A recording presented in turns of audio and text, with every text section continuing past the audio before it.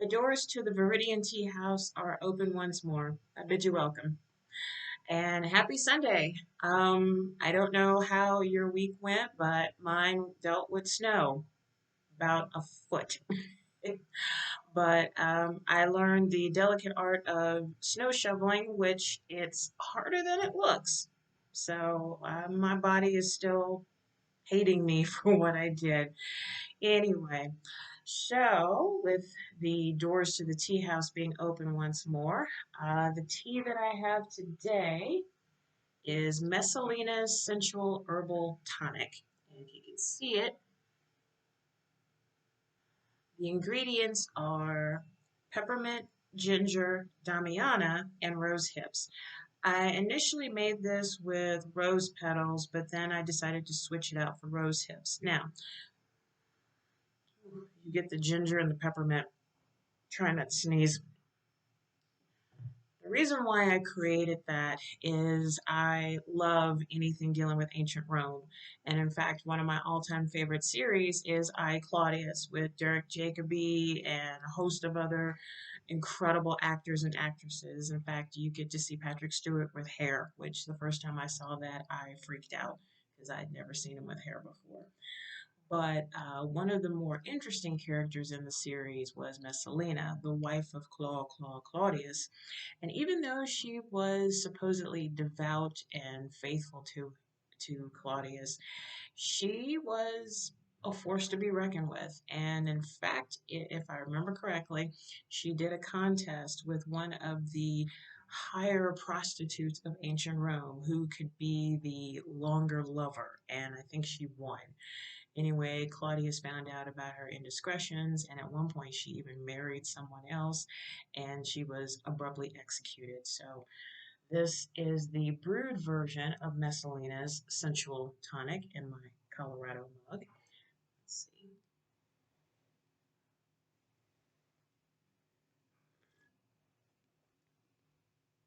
Oh my. It's good. You know, it's really sad when I make all the tea blends. I'm a certified tea specialist, and I still tend to amaze myself when I make a really good blend. Mm. You know, even though you smell the ginger and the peppermint immediately, like those are the two scents that just whap you across the nose. When you actually brew it, and which by the way, I let this steep for about 4 minutes, but when you actually brew it and then sip it, the ginger and the peppermint kind of take a back seat. You can still taste the peppermint and the ginger, but it's not overpowering at all.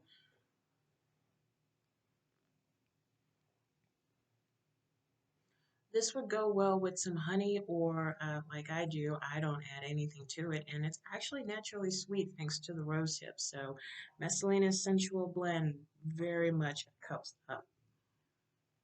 It's very good.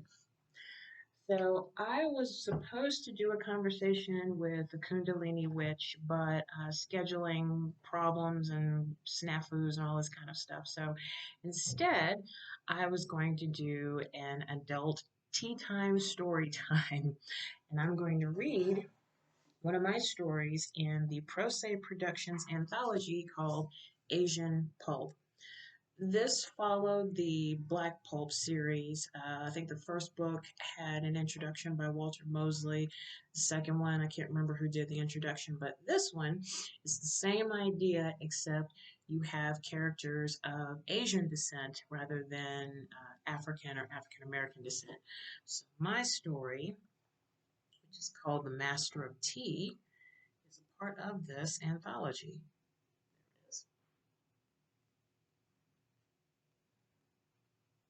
There it is. There we go. So, once again, The Master of Tea. I'll give you a couple of minutes to grab your tea or your water or your hot chocolate. I'm patient.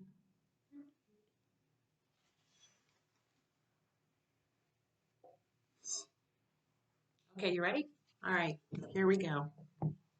Master of Tea.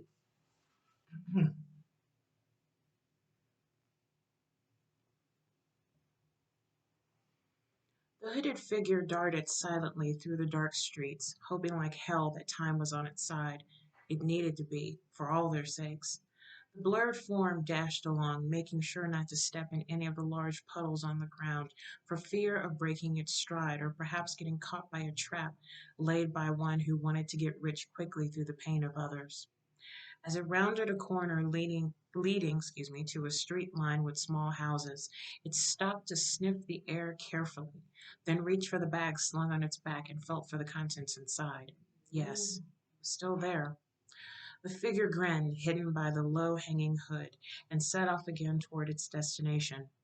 As it darted down the well-lit street, it took care not to glance on either side, for fear that someone who sat on their porch would suddenly take note of a blurred form running impossibly fast down their street and think about calling the local authorities.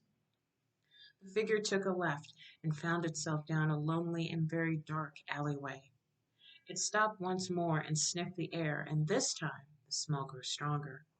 Just in time, it thought, as it carefully walked down the alley, not paying attention to the cats that lurked around, hoping for a morsel of food to fall onto the dirty and cobbled street. One cat, a black and white tabby that looked to be slightly malnourished, brushed against the figure's black pant leg, causing it to stop in anticipation and look down. The cat only had one eye, yet that eye looked right at the face of the figure. The figure stared at the cat for a moment, then chuckled as it reached in a side pocket and pulled out a small bit of meat pie from a leftover lunch. The figure placed the bit on the alley floor, and the cat immediately devoured it within seconds. "You are hungry," said the figure in a low tone, to which the cat purred and rubbed itself against the leg again.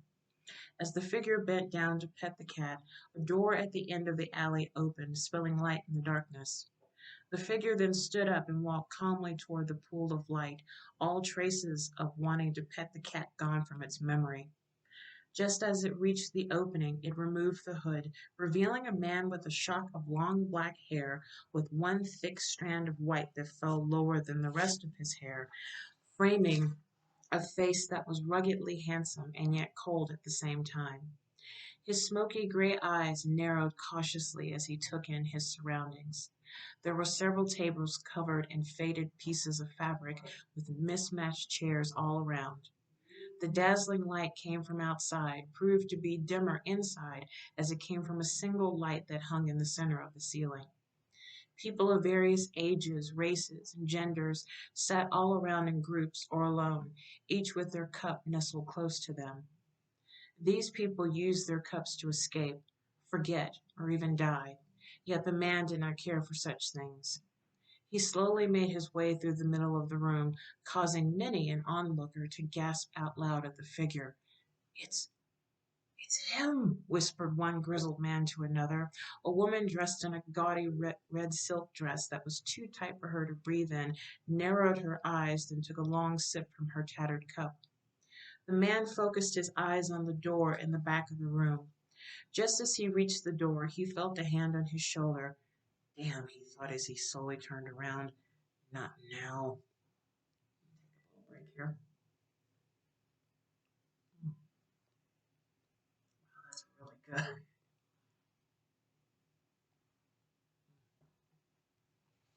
And just where do you think you're going? Asked a pile of rags that took the form of a human, although the stench proved otherwise. The being smiled, revealing rotten teeth that emitted a sharp and stinging smell. Yet the man did not budge. You hear me? What business have you? The speaker barely completed his sentence when his eyes bulged out of their sockets as the man grabbed his hand faster than a raven in flight and began to squeeze, popping the joints and causing a sickening sound. "I have no reason to speak with you," said the figure calmly. "I am here to see Dragonfly." The dirty man tried to say something, yet met with more pain as the man squeezed harder. "Of course you are here to see him," said a silken voice behind him. The man released the hand, then sent the dirty rag spiraling into a table several feet away.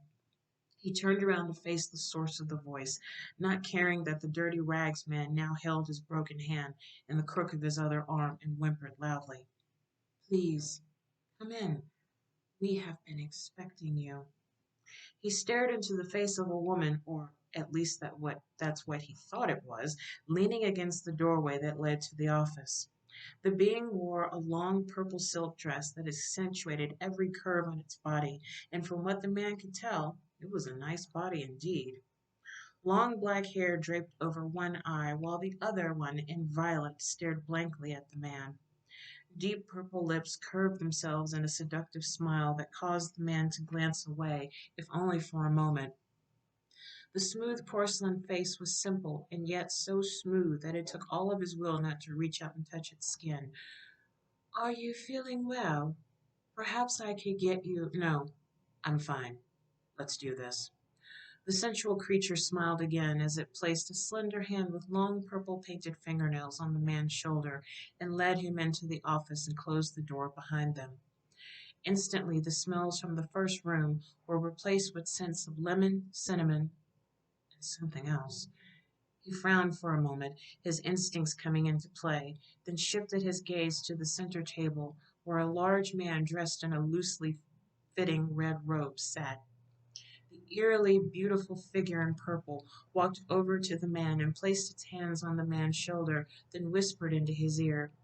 Immediately the man began to laugh, just as the purple being smirked as now both sets of eyes focused on the lone man, who stood as if ready to fight.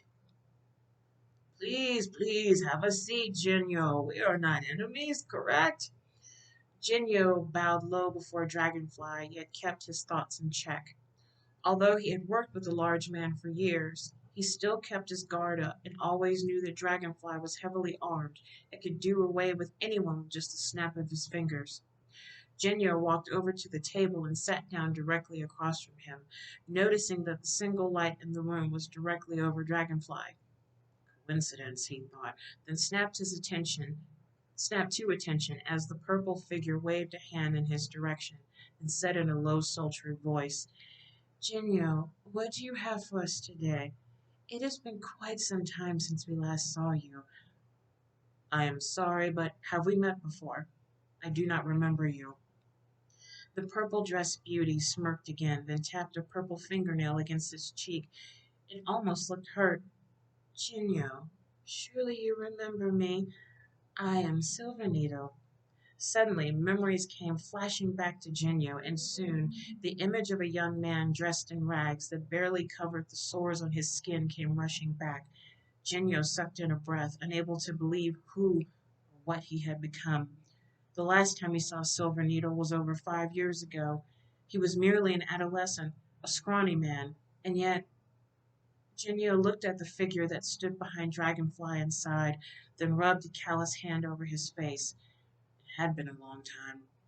Silver Needle, you look much better. Thank you for noticing. Silver Needle took several steps away from Dragonfly, then found a seat in a darkened corner and disappeared into the quiet. Dragonfly's eyes never strayed from Jinyo's face as Jinyo, now recovered from the shock of seeing Silver Needle, reached behind him for his bag. His eyes remained focused on Dragonfly. I have new items for you. I have no doubt, out of all of my dealers, you are the one who never ceases to amaze me. Show me then. Show me what new wonders you have acquired. Jinyo slowly brought the bag around to the table, opened it carefully, and pulled out several large tins in various colors. He slid one of them over to Dragonfly, then sat back and patiently waited. Dragonfly took the tin in his large, chubby hand, opened the lid, and took a deep sniff. Freshly picked about a day ago, hints of citrus with a backbite that would be welcomed. He took another sniff, then closed the lid. Genio, I have to hand it to you. You have been our best tea dealer these past couple of years, and just when I think I have sampled it all, you return with even more delights. Tell me, where did you get this one from? East of the wind-blown mountains, small remote village that grows their own tea leaves. I had been searching for them 2 months before I stumbled upon their village by accident. That one is called Calling Spring. Dragonfly took another sniff of the tin, then snapped his fingers, signaling Silver Needle. Within several seconds, Silver Needle appeared with a small teapot filled with hot water and a small cup. Dragonfly slid the tin over to Silver Needle, who began preparing a cup of tea for his master. Only one spoonful of the brew, very potent. Let it steep for 1 minute. Silvanito nodded in his direction, then prepared the tea leaves in silence. Will you take a cup with me, Genio, as old friends, perhaps? Genio smiled, yet there was nothing friendly in the smile. As long as he could remember, he and Dragonfly had not really been friends, but rather work associates. True, he had taken a cup of tea with Dragonfly every so often, yet it was never a regular thing whenever he swept into the city. And here was Dragonfly asking him to join him in a cup of very fine tea. Jinyo looked over at Silver Needle and nodded, giving him permission to prepare another cup. I suppose that the price remains the same then, 10 gold pieces? As we agreed, Jinyo replied. Dragonfly nodded and grunted just as Silver Needle began to pour the 2 cups. As soon as the fragrant liquid hit Jinyo's nose, he felt himself back at that small village populated with happy and youthful looking villagers and their days of bliss and laid back attitudes. Not like here, he thought, as Silver Needle gently brought his cup to him and placed it delicately before him. He stared at the light green, fragrant liquid that sat in the bone china cup, then took it in his left hand while his right hand cupped below and lifted it to his lips. Through the years, he learned how to sip very hot tea without blowing on it to cool it down. A thin trickle of tea slid down his tongue and into his throat, scalding the average person, yet it barely caused him discomfort. He drank the entire cup, then set it down before him, noticing that both Dragonfly's and Silver Needle's surprised eyes were on him. Another trick you've learned on your travels? Said Dragonfly with a hint of a sarcastic smile. You must have learned that from the monks of Singing Bowl. Impressive. I learn what I can, Dragonfly. Now, shall we discuss the payment? Dragonfly said nothing, but snapped his fingers again, prompting Silver Needle to leave the room. A few minutes later, he returned with a small cloth bag, then handed it to Dragonfly. As agreed, 10 gold pieces. He set the bag on the table, to which Jinyo deftly picked it up and stored it in a side pocket of his pants. And now, I must go. Enjoy your tea until we meet again. Jinyo stood up and slung his bag over his shoulder, then turned and walked toward the front door. Silver, show Master Jinyo out. A slender hand fell on his shoulder. Please, Master Jinyo, let me escort you out through the rabble. Jinyo grunted approval, and soon the two left the silent comfort of Dragonfly's room and back into the throng of the unwashed. As soon as the two stepped foot into the room, all eyes turned toward them. Even the man wearing the unwashed rags took a good look at him with hateful eyes, his teacup halfway to his lips. Master Jinyo is leaving, said Silver Needle in a voice that carried across the room. I would suggest that everyone keep their distance or else deal with Dragonfly. Upon hearing Dragonfly's name, everyone turned back to what they were doing and quickly ignored the two as they walked by without another glance. When they reached the door to the alley, Silver Needle released Jinyo's shoulder, then said in a low, almost seductive tone, Jinyo, it was good to see you again. And you as well. Silver Needle's eyes, both uncovered from his hair, stared long into Jinyo's mistrusting ones. I am still the same, Jinyo. No matter how I may look to you, I am still the same kid that looked up to you. I still do. With that, he turned on his heel and walked back inside, closing the door and sealing off his past forever. Jinyo sighed, then made his way back into the city. As soon as he reached the end of the alley, he heard a soft meow. Looking down at the garbage cans, he saw the same black and white cat huddled in a corner, meowing to anyone who would listen. Well, well, little one, he said in a soft tone as he bent down, you are still here. I wonder then if you would like a new home. At the sound of home, the cat's ear twitched as the one-eyed looked up at him and meowed again. Genyo laughed, scooping up the cat and carrying it in his bosom as he made his way into the city. As soon as the cat reached the warm clothing, it instantly fell asleep. So that is part of The Master of Tea, like I said, which I wrote for ProSe Productions, Asian Pulp. If you would like to learn more about the story and what happens to Master Genio and his cat, I do have copies of the book for sale through my Etsy store, or you can also go to Amazon too. So, wow, that was really good. Let me moisten my throat one more time with this delicious Messalina's blend.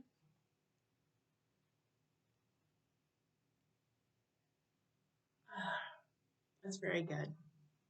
So, to kind of wrap this up, figured we would do just another little breathing meditation if you're up for it. So, wherever you are, if you're laying down, if you're sitting up, just get really comfortable and lower your shoulders and just kind of work your shoulders a little bit.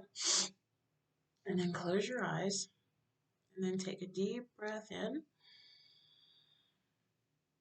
and then let it out. Another deep breath in, let it out. Just return to your normal breathing for a little bit. Just focus on your breathing. Thoughts are going to pop up in your mind, and it's normal. But rather than focus on them, just let them go by and focus on your breathing.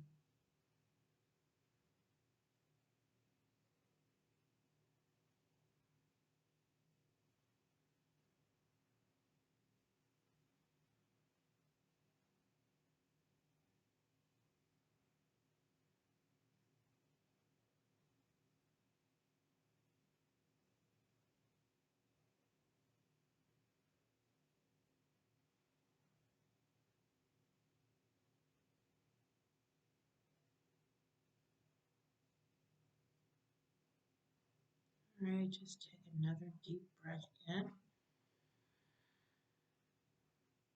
and let it out. Another deep breath in, let it out.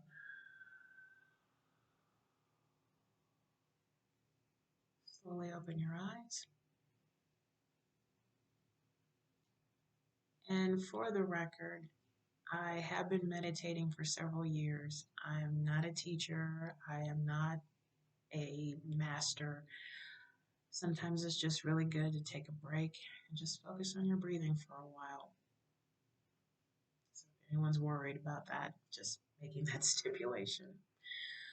All right, well, this concludes another video of the Viridian Tea House. I hope you enjoyed the little adult tea time story time with, once again, the Master of Tea in the Asian Pulp anthology produced by ProSe Productions. And the tea for today was Messalina's Sensual Herbal Tonic, which you can find in my Etsy store, which is Viridian Tea Company, all one word, and Viridian is spelled Viridian. And again, this is what the tea looks like. And there's no caffeine, so this is an herbal tisane. So you can find both the tea and the book in the Etsy store. But until next time, take care and have a good one. Bye.